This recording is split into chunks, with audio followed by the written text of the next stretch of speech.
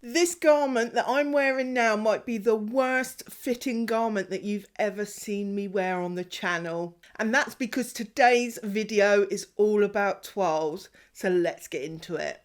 Welcome back to the channel. My name's Claire. So I've been talking a little while about toiles and the importance of them. So today's video is a dedicated video to show you why you should be making one and how it's going to benefit you. So this video is the next video in my series, Thanks I Made That, where I take you from choosing your very first sewing machine through to having a finished garment. And we are making our way through that series now. So if you go way back in my channel, and I mean way back, you will see some really dodgy fitting garments. At the time, I was so impressed with them because, quite frankly, I'd made a garment and that was a fantastic thing to achieve. And I still say that to this day. If you've made a garment, it is absolutely fantastic. I will leave links down below if you want to go and have a look at those videos, because I have no shame. It was all part of my learning journey towards being a much better seamstress, and it's just my aim that I am going to remove some of that learning process for you and fast track you to really well fitting garments. So back in the beginning, I refused point blank to do a toile. I didn't have time for that. I didn't have spare fabric for that. I just wanted to make my garment, and any problems that come up I would fix as I went along. But to me, looking back now, that is not a good mindset to have. Eventually, a couple of years into my journey, I did actually come around to the idea of making toiles. Even in the beginning when I was making toiles, I still felt it was an effort and I wasn't 100% sure it was worth it. But the more experienced I became and the better I became at assessing my toiles, the more benefit I saw from it. And now 8 years down the track, I would not make a garment without making a practice. On the very rare occasion in the last few years when I haven't made a toile, maybe because I'm making a jersey fabric and jersey is really hard to come by. Well, you know, for someone who's on a restricted budget, problems have arisen. So now I try at all times to make a toile when I can. So I want to get into it a little bit. I am wearing a toile now, and we will talk about this in a bit. This is a toile that I'm in the process of making a garment, and this is the toile for it. And I wanted to wait until I did this video so I could demonstrate how I would use a toile before I go on and make the actual garment. So a toile is a practice run of your garment. So couture houses call them toiles, and that's T-O-I-L-E. It's a French word, I believe. Fashion industry call them muslins because they use a muslin fabric, and home sewers tend to call them a mock-up. So you may hear toile, muslin or mock-up, but they all mean the same thing. It's just that different industries use different names for them.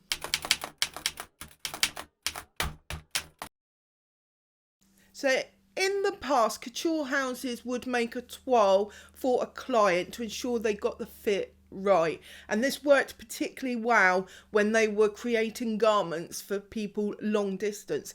That's come right around again now in our COVID times. This is how they are going to be working.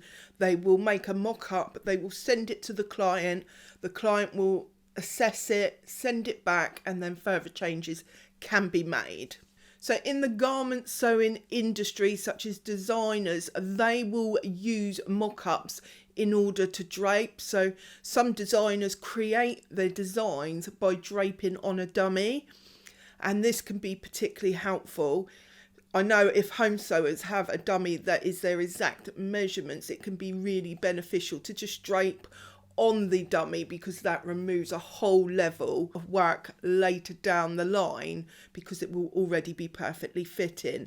But designers who are not necessarily designing for a person, they may be designing for a collection, or they may be designing a pattern.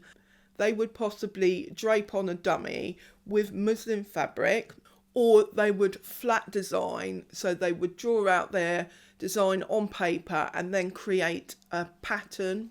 Similarly, in home sewing, home sewists would use a mock-up to perfect a pattern. So they may purchase a pattern or self-draft a pattern and then cut out from that fabric, from your muslin fabric or your cheap fabric, make the pattern up as much as you can or as much as you need to. So maybe put the sleeves in and sew the side seams, as I've done here, and then check the fit before cutting into the proper fabric.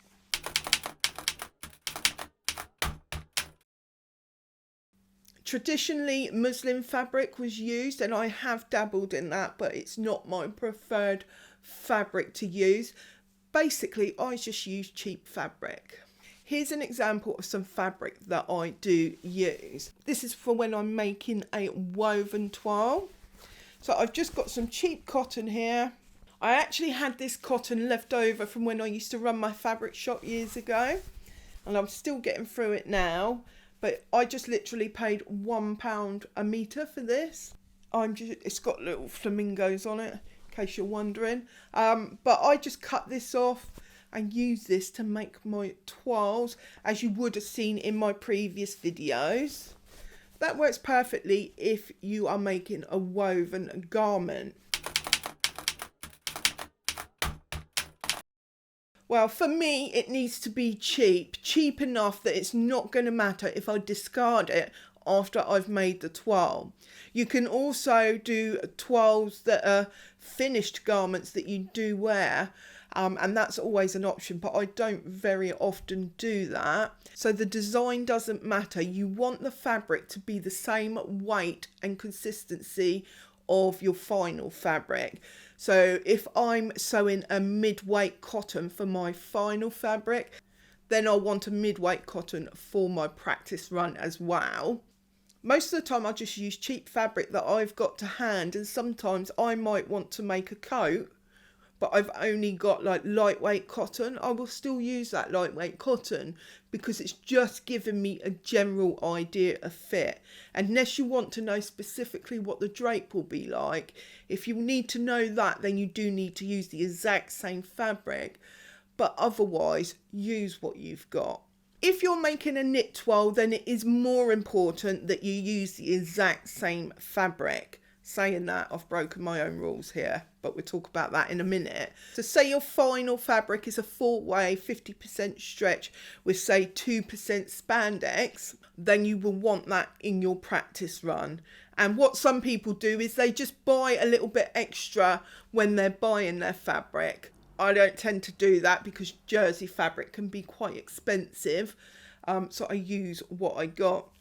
So for example, this toile that I'm wearing is for a cardigan, but I'm going to be using this fabric, which is called Pontinau, I believe. Quite thin, quite stretchy. It's almost like a rib knit. So I was hoping to get the entire toile out of this grey fabric, which is a French terry. Very, very different to my final one, but I was just using what I had. And it's not perfect because the stretch will be different and all the rest of it, but it's just given me a very, very general idea. But I did the grey on the front and the back, as you can see, but I didn't have enough for the sleeves. So I used some cotton jersey on the sleeves. Going to be a very different result using this compared to my final fabric, but you just need to be able to take that into account, and it's something you will learn the more toiles that you do.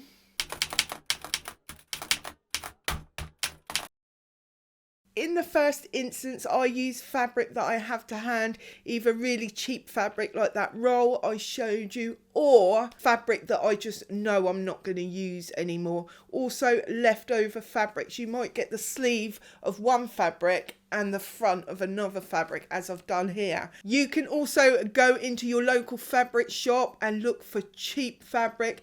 Polycotton normally sells for £1 or £2 a metre. Really, it doesn't matter the design or the colour if you're not going to wear it at the end of it. So you can You can have a look in their bargain bin as well. They might have some pieces in their bargain bin or have sales.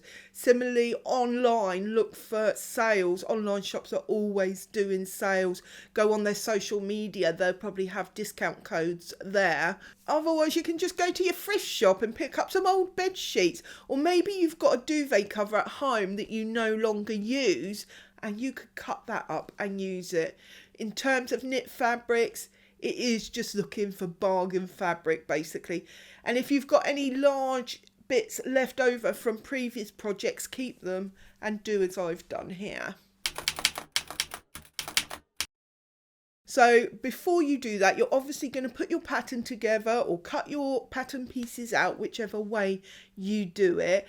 And then you are going to take the tape measure and measure your pattern pieces in general areas. So I did explain this a little bit in my how to read a sewing pattern video, which I will link down below. So I also talked about this in my how to measure video, also linked down below. So if you watch a whole series, one after the other, it's going to make a lot more sense to you. Basically, you want to get to know your body and measure every project, and then measure your pattern pieces and make some adaptations before you cut out your 12 fabric. That is going to save you a ton of work after your 12. So now's the time to cut your 12 fabric out, and you want to do, during the 12 process, you want to do the minimum work possible. Certainly I do. If you want to make the whole garment, then at this point you would just make the garment out of your 12 fabric as if you were making your final one.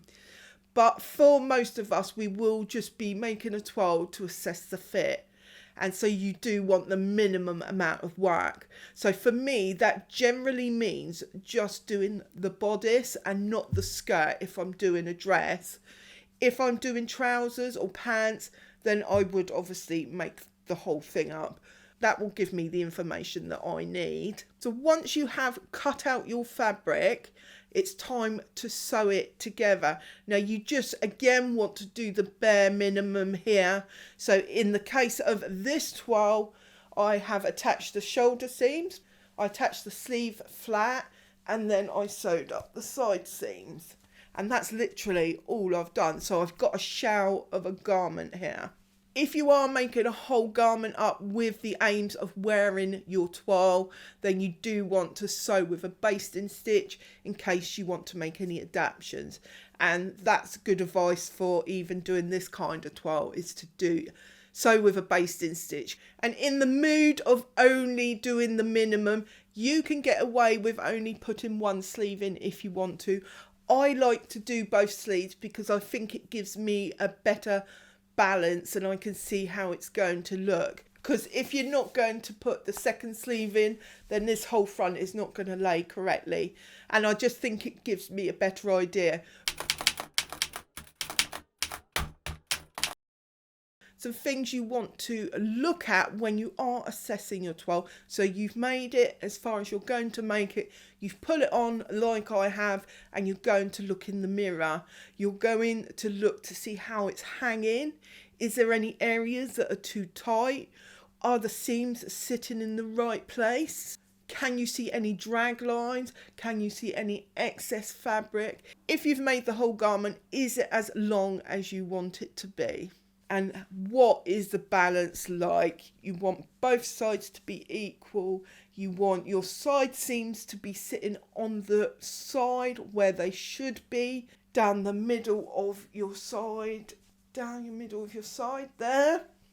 You want your shoulders to sit on your shoulders unless it's a drop shoulder. This isn't a drop shoulder, but looks like one. We'll get into that in a sec.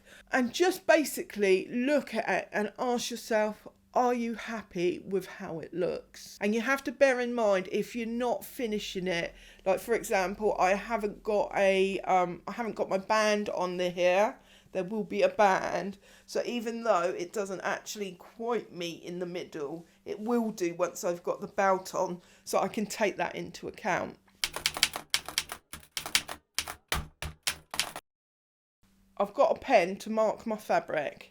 And I've got my scissors because I'm going to need them. You might not need scissors when you do it. First things first, basically you want to be standing up and looking in a mirror, but because I'm doing this to you guys, I'm just going to be looking in my viewfinder above my lens. The first thing I notice about this is that there's loads of excess fabric here. Can you see all that there? And the sleeve is tight and the shoulder comes down way further than I want it to. So my first thought as a new sewist would be that I need to bring my shoulder in up to here and go around under there to take this excess out. But that might not be the correct way to do it. And I've learnt this from experience. I can see that my sleeve is tight. Now partly that is because I'm using cotton jersey and that's got quite a tight stretch to it. Whereas the fabric that I'm going to use for my final one hasn't got that much of a stretch. If I was using this fabric, I might wish to do a bicep adjustment. So I'm just going to...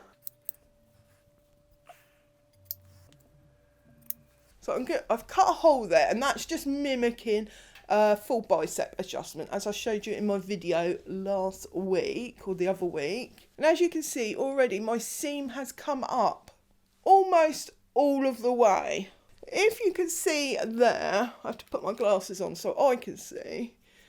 That line there was how much I thought I needed to bring it in by before I actually cut the sleeve. But once I cut the sleeve, that mark is how much I need to bring it in by. So maybe like 1/4 of an inch. So you can see the difference there. Whereas look how low that one is compared to that one. It's quite a difference. And I think there is still some excess that can come out. And I think the reason is I tried to hack the process by going up a size in this area because I didn't want to do a bicep adjustment. In the end, you can see that that doesn't work because I do need a bicep adjustment if I use that size. If I go down a size, as I should have done in the first place, and do a bicep adjustment, I'm going to omit the need to do anything to this shoulder. It's a bit of a long process. I hope that's straightforward and you understand that. So basically, it can look like it's one problem, but it might be another. And it's just something that you will learn over time. The thing is, this pattern is, I forget the name of the pattern, I'm going to put it on screen now. And actually, I knew about this whole area because when I made an itch to stitch pattern before, that occurred and I was testing the pattern. So I was able to speak to Kennis and she had explained that I needed to do that. And it does work. I was skeptical, but it does work. The pattern I bought was sold as a top. So you would wear this with the button band on, done up as a top, but that's not how I wanted to wear it. It's a perfect shape for a type of cardigan that I have been looking for a long time. So I thought I would make it up as a cardigan, so I probably won't be doing it up. So when I make it, it will probably be open most of the time, and I don't want all this excess fabric. So I am going to go down a size in this area. There will be a whole video based on the process of doing this. Today's video is just to demonstrate how to use a twirl. And as I had this in progress, I thought it'd be really beneficial for you to see the demo of it. For me, the main problems was the shoulder and this excess fabric around here. I'm not overly concerned about the arm because the fabric's going to be a lot more stretchy than this fabric is. But you can see there, the way that fabric is, with this fabric, I would need at least an inch, maybe an inch and a half. But wait to see the final video to see what I do. So can you see that line there? That is a line to say that the fit isn't right here. First of all, check that you've got it laying right, because I've just pulled it and that line's gone. But you can see all this excess here. It's driving me mad. Something else to look for that I mentioned earlier is this seam line here, does it go straight down under your arm? So the middle of your arm straight the way down. Mine does, so I'm quite happy with that. But I'm happy with the length. Length covers my bum just about, so I am happy with that. As a cardigan, I'll have something underneath it anyway. If it's a toile that you're going to hopefully wear, I would use pins to mark it, or you could use an erasable pen, but just check that it does erase before you mark your fabric if you're going to want to use your fabric. Say for example the shoulder was really too low, I would just mark as I did earlier, just down there, under there, where I want my seam to be. And then I would transfer that onto the pattern by measuring this area here. You would measure this area all the way down and then take that away on your pattern piece. Or for example, if I could see that I needed an inch bicep adjustment, I could just measure that area there just to make sure it is an inch and then transfer that onto my sleeve.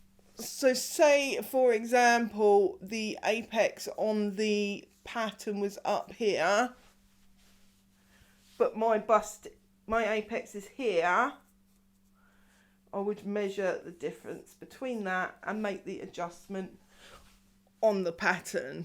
It's really that simple, to be honest.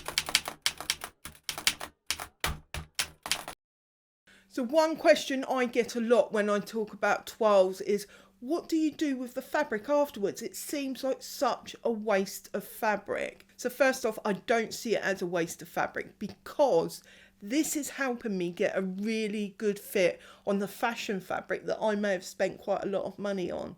And it'll be a garment that I will wear for years to come. So in no way, shape or form is this a waste. But I get it. I get the idea that we use this for this purpose and then we discard this fabric not to use again. And that does seem wasteful. I don't think it is, but I can see where you're coming from with that. The best way I see around that is to make a toile up to the best of your ability to a full garment and wear that garment.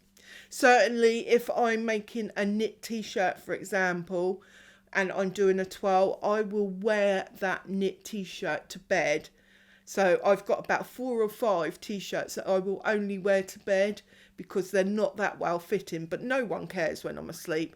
So that's what I do with them. So that is definitely not a waste. Sometimes I will repurpose the fabric that I've got. As a plus size person, there's usually quite a bit of fabric to play with. And as I like to do DIY stuff that is non-garment sewing, I will often save the fabric. I might want to make a bag or a pouch or something, and I could use that, not with this because this is a knit fabric, but if I was wearing a woven piece, then I might refashion that fabric and pull it into a different project, a non-garment sewing project.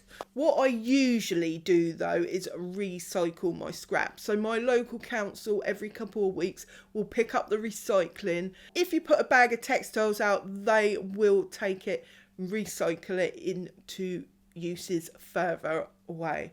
Or you could make up the garment. If you're not going to wear it, you could give it to a charity shop or a loved one, someone you know that would make use out of it. So they are some options for using the fabric after you've used it for this. Tracy asked that if you make a toile out of a fitted, darted, woven top, can you then use that as a sloper? I don't see any reason why not. If it's well fitting and you can transfer that to a pattern piece, you can then use that pattern piece for reference on future patterns, and that'll give you a good starting point for making all future patterns and take out a lot of the work, I imagine. I haven't done that, but I know people that do that, and I can see that it would take a lot of the work out.